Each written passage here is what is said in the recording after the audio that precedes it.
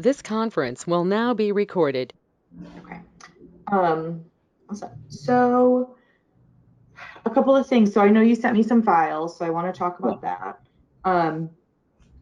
In terms of our schedule, so why don't we come back to this actually? So let's talk about the files. So the file, so let's start with the faculty file. So the file you sent me looks really good. The only thing is, well, there's two things. One, if these files so in order for us to set up a script to import this data automatically, the files need to be transmitted to an SFTP drop site. Typically, that's something Edward would handle. And so what I think might be most helpful is if I just try and give Edward a call to get in touch with him. Do you have a phone number for Edward that you could send me so that I can call him? Yeah, Valerie will give the number. Perfect. Okay. Because what I'm going to do is, so if Edward can get can get this data sent to him from HR or whoever put this together regularly, then we can set this file up to import automatically. Same thing for the student and then the schedule files. So like the student file you sent also looks really good. The only thing that it's really missing is, so like, let's look at this faculty file. We have the name here. What we typically ask for is the name split up as well. So last name, first name, and middle. And I'll show you why. So I imported 2 faculty records. One of them I split up myself just to show you. So the way it will come into the system is, this is their full name and then first and last. And what's really nice is that you can then use like merge codes for this data. So if you want something to say, dear professor, and then their last name, the last name needs to be imported separately. Otherwise, it's going to come in like this. It's still usable, having the full name. It will say no data under last name, and we open it. And then this is the only name you could pull into a merge code. So if you wanted to send the faculty a letter that said dear name, it would be dear Bracero Lugo Carmine. Like there's no other way to do that. And so, and not the worst thing in the world, but I just wanted to show you why we do that. And then it would be the same thing for students. Students is probably a little more important that we have that data split up. Because you're probably going to send students many more letters and things. And so it would be useful to have their names split up. But that's really the only, the file looks really good. Otherwise, that's just the one thing that I think would be useful. Yeah. And so if I can get in touch with Edward, I can tell him that, right? So I can ask him. Oh, yeah, I have here the phone number. I just type in the chat. Perfect. Okay.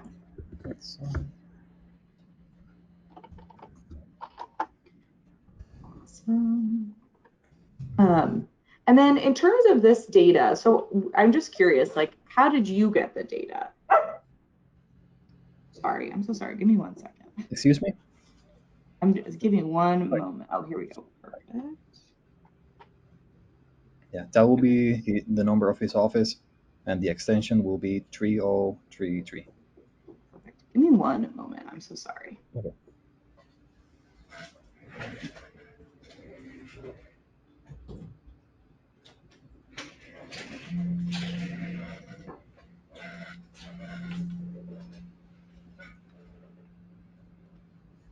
Just had to send my dog away. Sorry. Okay, this data. So does Edward, could Edward have access to these files? Like, can he update them on a regular? I guess I can ask him that, but how did you get the faculty data? Did HR send you that file, or how did that work? Yeah, that data information is from the Human Resources office. Okay. So I'm hoping maybe Edward can work out with them that they can update that file for him maybe every week and send that to him so that we can import that every week or even every day. Okay. And then the student data, did you get that file from Edward, or did that come from somewhere else? Yes, I got that that data from Edward. I believe it was last Friday or Monday. Actually, we had a system on the university, and he told us that he make a site where he constantly update the data of new students, so we can actually have that update every single time we want it. I actually have access. Well, I have to ask for that access to Edward. Okay, so let me call him, because ideally what we would like to do is have Edward provide, like, he would take these files, the faculty, the student, and then I also need a schedule file from him. We would want him to drop those on our SFTP drop site, which we already set up with Edward. He gave us the information, we set that up. So ideally he would drop the files there, and then our developers can pick them up and script it so that that data just updates in the system.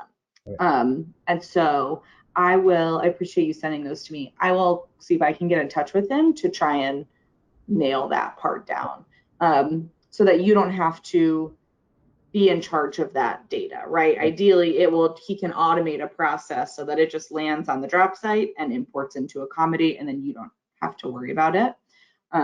So I'll keep you posted. So I will give him a call, and then I can email you and let you know. Okay, that will be great. If that sounds okay. Okay. Perfect. Okay. Because what I was thinking is, if Edward can't get access to the faculty data, I can teach you how to import it yourself. But Okay. I'm going to talk with him first to see if it is possible for him to at least just transfer it to the drop site. Because if he can do that, that's the best case scenario. Because then you never have to do a manual import, which is a lot to remember, because you want this data to update pretty frequently. So we can automate that. That's the best case. So, okay, I will reach out to him. Thank you for sending me that. And then we'll go from there. Yeah, I have one question. The documents I sent you yesterday, those are from all the students in the university, not just the ones that receive our services. I'm still working on the legacy data. I'm halfway through. I'm just updating the accommodations, the conditions. So I believe I will get it done by tonight. Oh, wow. Okay, great. Well, no rush. I probably won't be able to look at it until next week because we're off tomorrow and Friday, but that sounds great. Cool. Okay. So awesome. So if we can so here's the thing. If Edward can update the student file, maybe the faculty file for a first and a last name, and then get me a schedule file. I mean, even if he can just get me the student file, if we can get those scripted, I think we could probably meet your January deadline. Okay. It can take a couple of weeks to script files, and so I'm a little nervous that we might not meet that deadline, but we're gonna try. So I will call Edward. We'll see what we can do, and I'll just keep you posted. I don't know if Edward can do it. We could do it by ourselves. You can update the files. Is that what you're saying? Okay. Okay. Well, because I think I'm guessing he would probably need to be the one to drop the files on the drop site. So let me chat with him about that. But then if I need I'm a little worried because we really had a hard time trying to contact him. He had a lot of work. He's just one IT for all the university. And yeah, that's why we actually did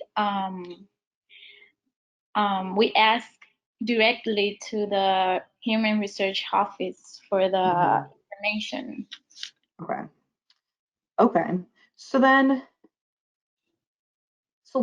So this is good to know, because now what I'm thinking is, well, I'm still going to try to get in touch with him, because if he can automate the files, that will be a lot easier for you.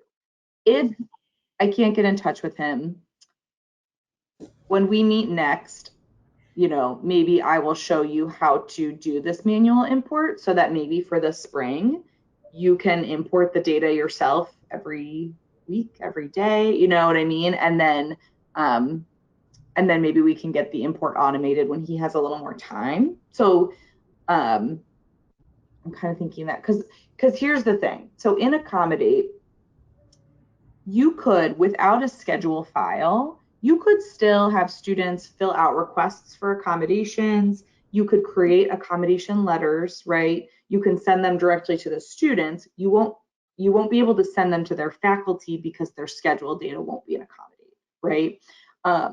You also can't do test room booking, but you could do appointments and accommodation letters and new accommodation requests. So you can do all of that in accommodate. You can report on that information.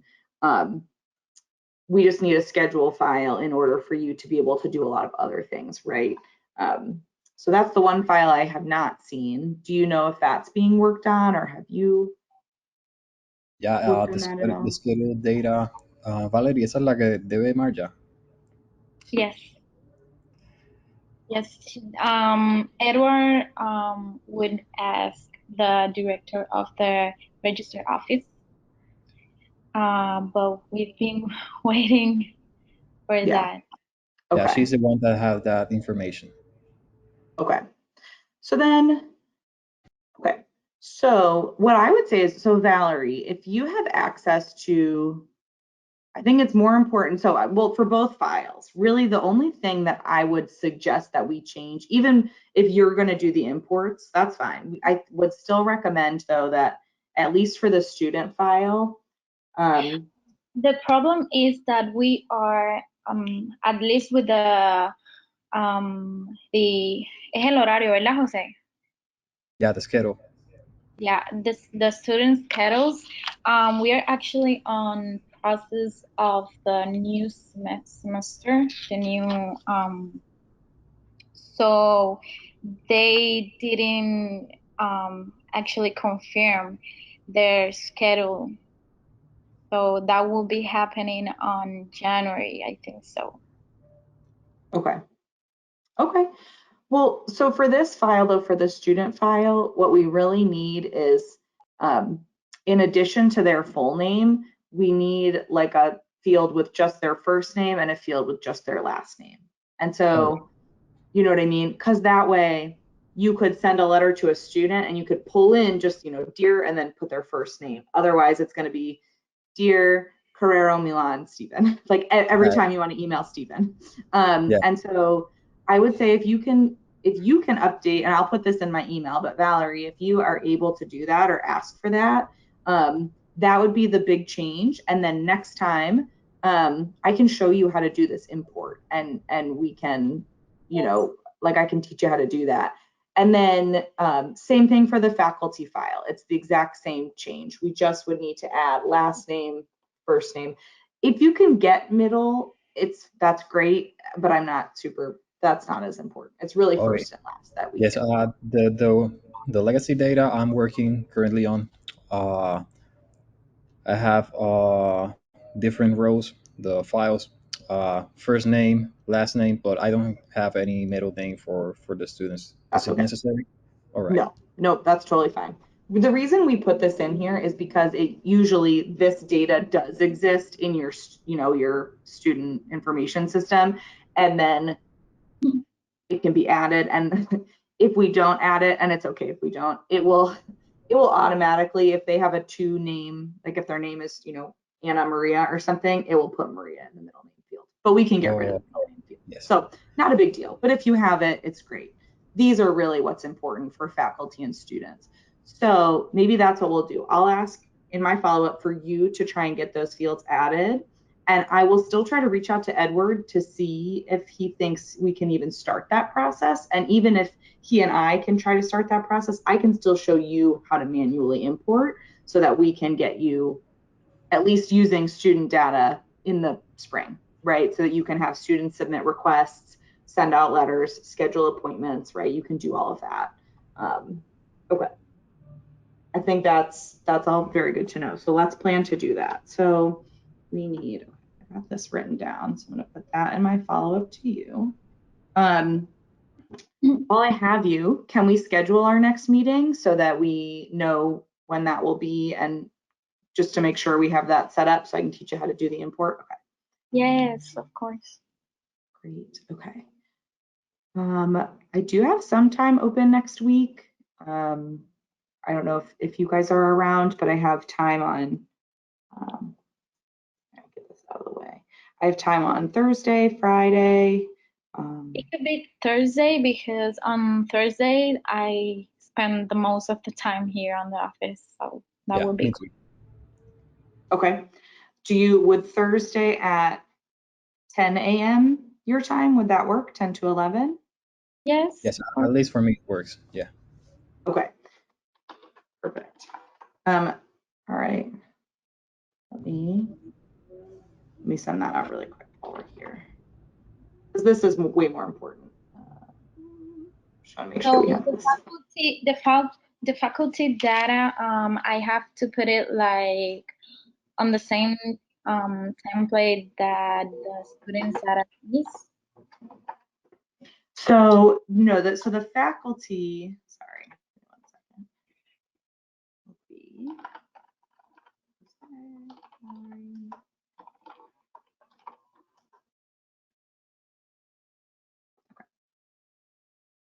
Okay. All right, just saying the invitation. So the faculty, the file is fine in its existing format. I mean, when you sent me, like you sent me a text file for the student data, that's better. That's usually better. There's less errors than with an Excel file. So if you can, great. If not, Excel will be fine. So, that's fine. The only change is we just need to add these fields. We just need first and last name separate. And same thing for students. So like you sent me this file for students, like it's like a tab delimited text. That's great. So that would work fine too for faculty, but if Excel is the only way you can get it, that's also fine. That will work. Yeah. Perfect, because then I can show you how we get everything imported, and it will, so I built in the first and last name for this faculty, and so you can see it came in really nicely. So we have full name, last name first, email, we've got his faculty type, and then the department. So, yeah, so great. Okay. Any other questions about that? I don't have any question. Do you have any, Valerie? No. Okay. Okay, great. So then on the 2nd, next Thursday, I'm going to teach you how to do these imports, and we'll see if anything in the meantime can change with regard to just, at least I'll see what I can find out from Edward and see if those updates can be made, and then we'll go from there. Okay. Okay. Cool. And then schedule data, you said you had not heard anything from Edward. Is that right? No. No. Okay. Great. All right, so I'll ask him. But I could ask myself, I could ask the register. Yeah, and if you send that to me. okay. I will resend you in my follow-up the import file template, and the schedule page of that is what you'll want to use. That would be great. Perfect. So okay. Yeah, and that's pretty clear. Like it's got all the fields in yellow are required fields, and so that should be pretty standard. So okay. All right. Schedule. Okay. All right. Okay. So then in terms of what we're doing now, so we're gonna move this over here because I think that we may not get the automated import, but I think we will probably be able to figure out a manual import so that you can start using your system in January. So here's what else I'll say.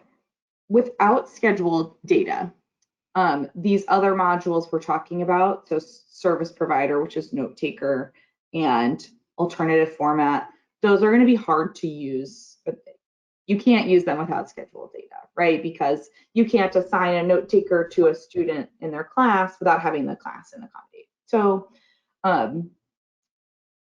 but what you could still use equipment. So that is one that you could use without scheduled data. We can, here's what this is why I'm saying all this. I'm just thinking I would like to prepare you as much as possible for what you're going to be able to do in the spring. So I would say it's more important for us to make sure you're really comfortable with the workflow and letters and appointments and maybe equipment than some of these other modules that you may not use right away. If we can get schedule data, that may be a different story, but schedule data really does need to be updated every day to stay relevant, right? Students drop classes, they add classes. And so when we create schedule files, in particular, we have what we call our full file and then a delta file where we bring in just changes. So, if you can get a full schedule file that updates every day and you want to import it every day, you can do that, but that is going to be a lot of work. And manual imports take a couple of hours. So I'm just thinking, in terms of what I think is most likely is that in the spring, if we don't have an automated import, you would just do student and faculty maybe, and then use the workflow. So I'm kind of thinking today, what if today we go through equipment, which you can definitely use. So that automatic thing should be done by Edward. Yeah, so what happens is, well, typically it's the IT person who has access to the production database of information, and then they have access to the SFTP drop site. And admittedly, I don't really know how any of that works. I just get it from our side. If Edward can teach you how to do that, and you can get access to drop the files on the database, that's usually, once it happens, it's automated. So you would automate your export, and then you wouldn't have to think about it. It's definitely preferred, right? Because then you don't have to manage your data and your system. So that's kind of why I'm thinking trying to manually import 3 files every day is going to take a long time. You don't have a small student population either, right? You have a lot of students, and those files can get big. So I just want to think about what's going to be most useful for you soonest. And so I think that's why I'm I would really love to get in touch with Edward to see if that's going to be something he can set up. But what if we, instead of going through service provider today, what if we talk about equipment, which you could use regardless of schedule data, which we need to talk about anyway. And then next week when we meet, we can kind of regroup and see if we've had a chance to find out about schedule data, about automating this information and updating the other files, and then we'll know more about how we want to move forward. Yeah, it'd be great. Okay. And just to also say, so if you don't use Note Taker and Tester and Booking in the spring, you can still use it as soon as we have all the data you need. It's not like it goes away or it's not an option or we won't help you. We will do that. I just want to make sure that you can use something and that you can use it well in the spring instead of learning all these things you may not be able to use for another semester. But we will still help you implement them when it is time. Which might be the spring, but I just given how long it's taken for you to even get in touch with Edward, I want to be smart about how we move forward. So let me teach you about equipment, and then next week we're going to kind of regroup and see what we have figured out, what has changed, and what we can do in the spring. Okay. I'm good? Yeah. Okay. So the good news is equipment is pretty straightforward. So students, they can't request equipment through Accommodate, but you can check out equipment to them through Accommodate, and they can log in and see information about what they've checked out. And you can also have automatic emails go out to students about their equipment before it's due, when it's due, if it's overdue, things like that. So from your side of things, you open up Accommodate, and under your Accessibility tab, you have your equipment module. So you'll click on Equipment, and the first page is going to show you like your checkout history. So all equipment that has ever been checked out.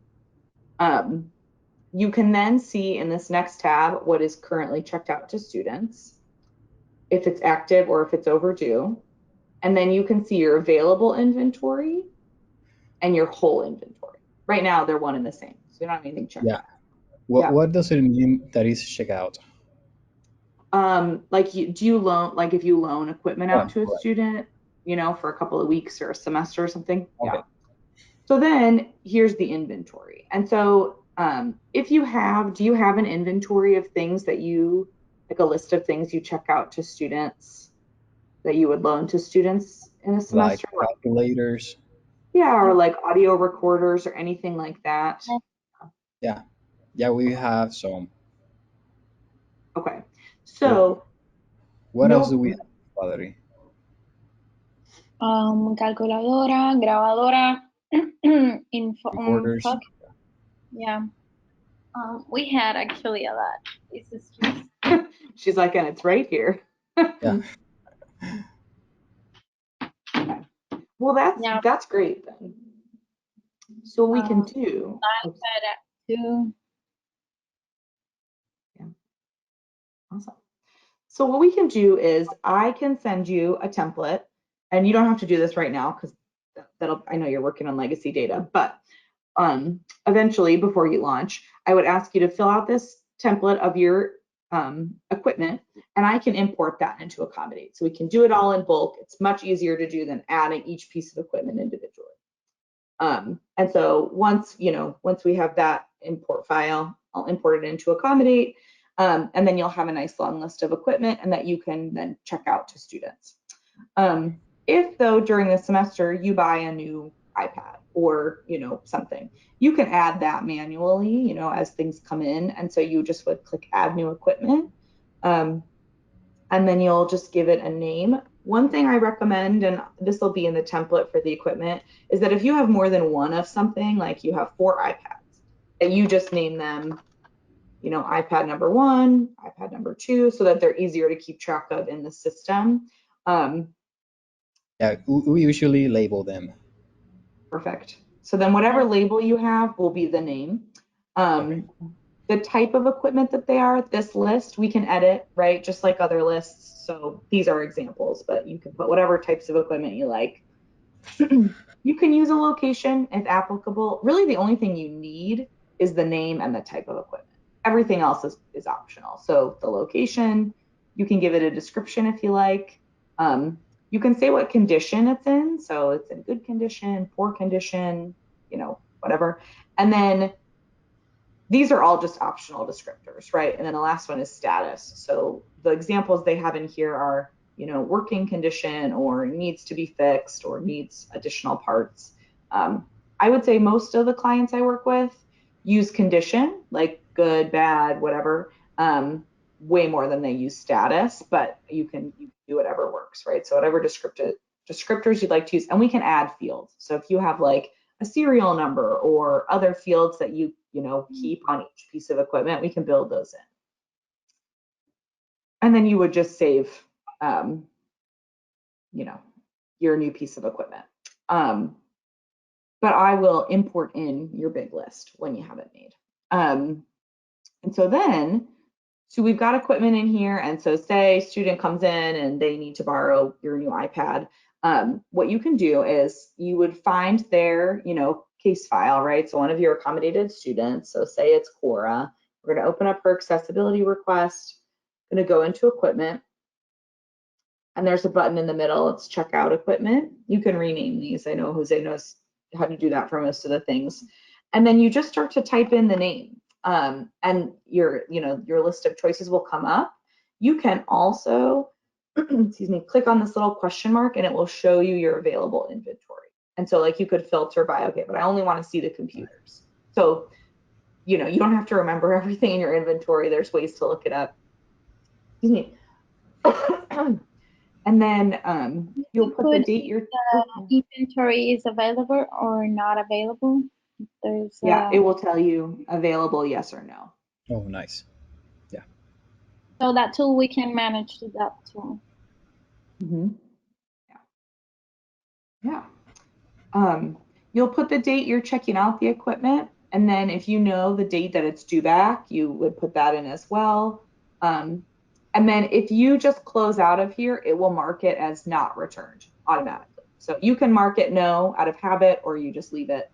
And then you could put comments, explaining why. We can also update this page. So if there's additional, like student signed equipment loan form or something, like, if there's other pieces of information like you want to keep track of, we can build that in here.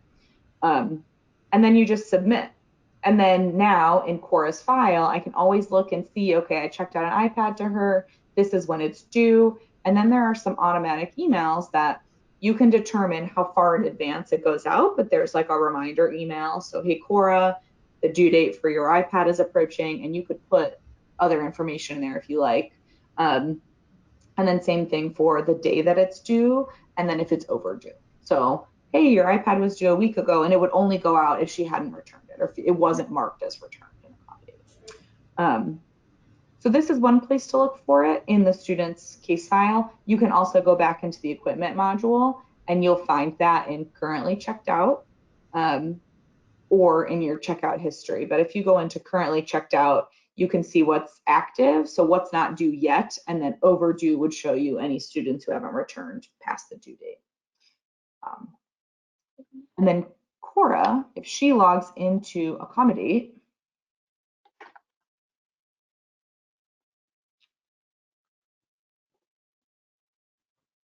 she will see, if she goes into her accommodation section, there's an equipment option, and she'll click on that, and that will show her, what she has checked out, not returned. If she clicks on it, it will tell her information about the checkout process.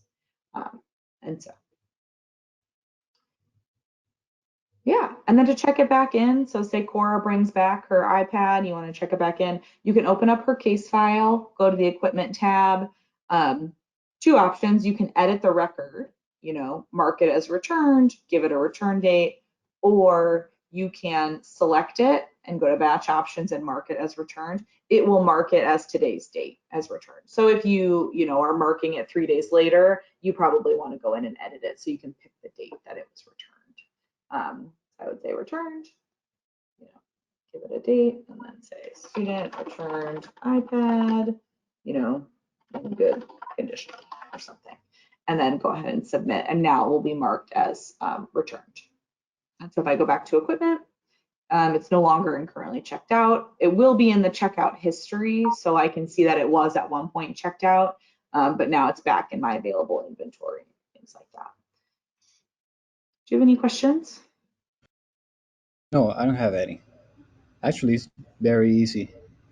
Yeah, it's pretty straightforward, but it's nice because I think the automatic emails are nice. Just like, yeah, you don't have to remember to remind the student. The system will do that for you. Yeah, that's great.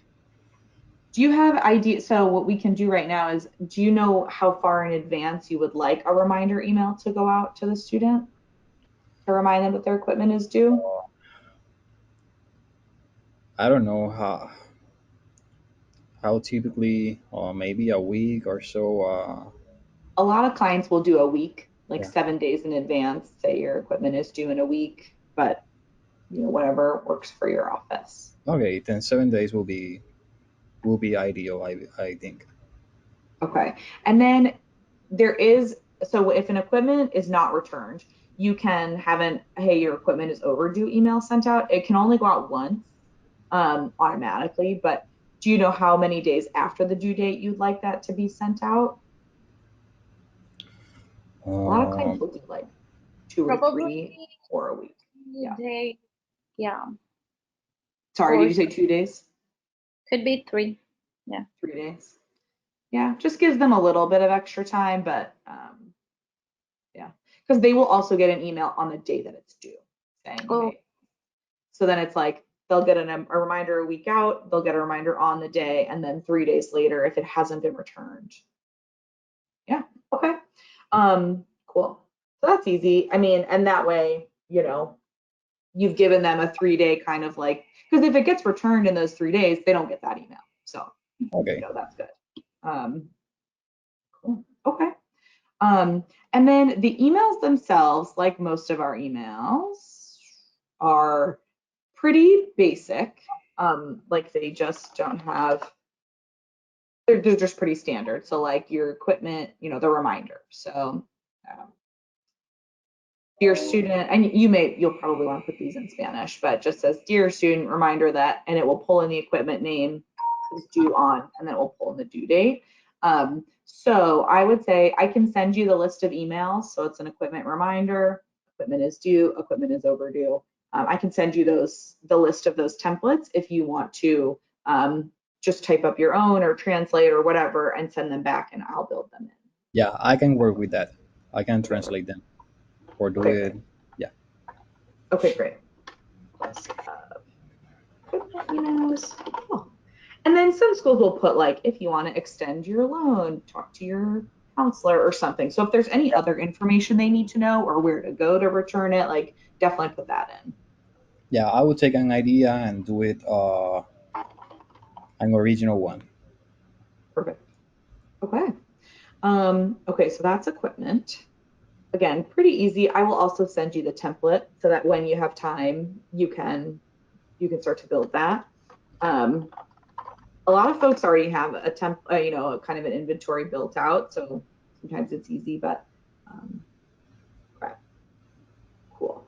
So I'm going to update our schedule, but what I'm going to do is send out a follow-up today, and in the follow-up, I'm going to have file information, so the additional fields we need for each student and faculty file, and I'll send the template for the schedule file so that you can provide that to whoever can help create that file.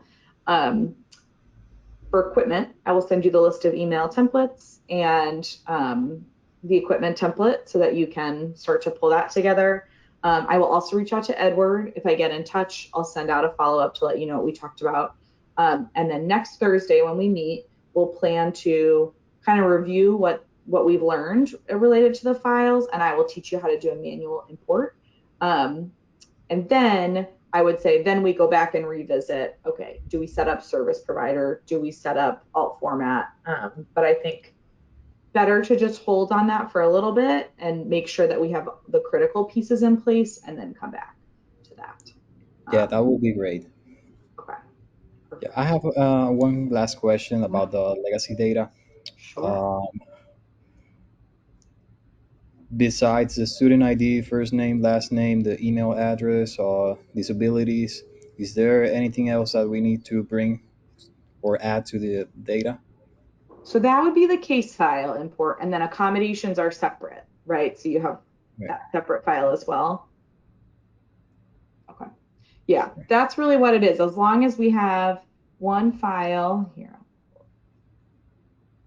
or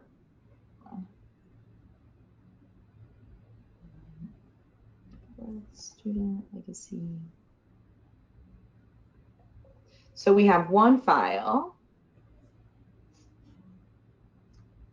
for, just like you said, right? First name, last name, email, ID, disability. And then to bring in their accommodations, that comes in a separate file, right? So that would be their ID, the accommodation, if it's approved or not, and then if it's non-renewable, so if it expires, and if it does expire, you can bring in the expiration date. And just recall that in this file, if student 1, 2, 3, 4 has 3 accommodations, they're going to have 3 rows. Okay. Mm-hmm. If it's a permanent accommodation, you don't need these fields, right? So this is just only if it expires.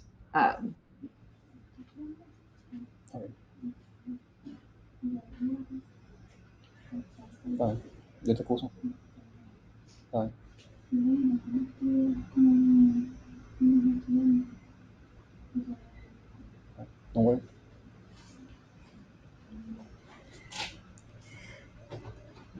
I'm sorry. Valerie is out. There's some students here, and she is with them. Okay, no problem. Yeah, so then for the accommodations, the file looks like this.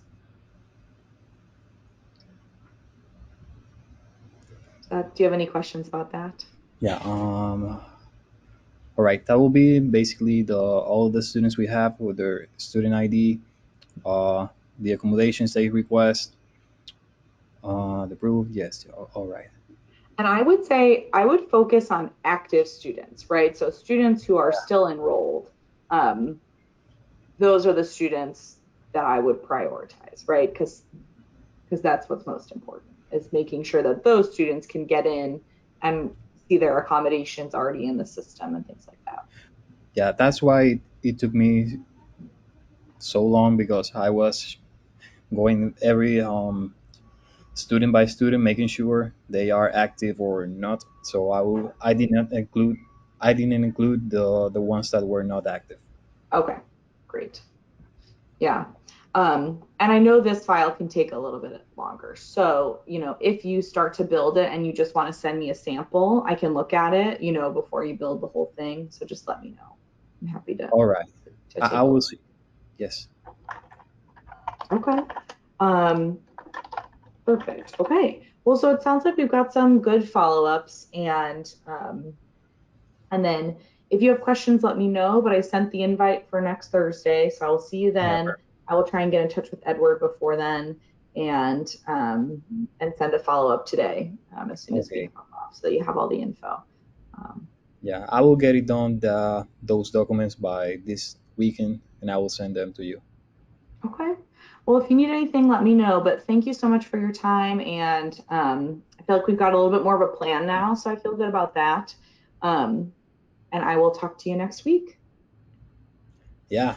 See you. Wanna have a happy Thanksgiving. Thank you. Thanks. Take care. Take care. Bye.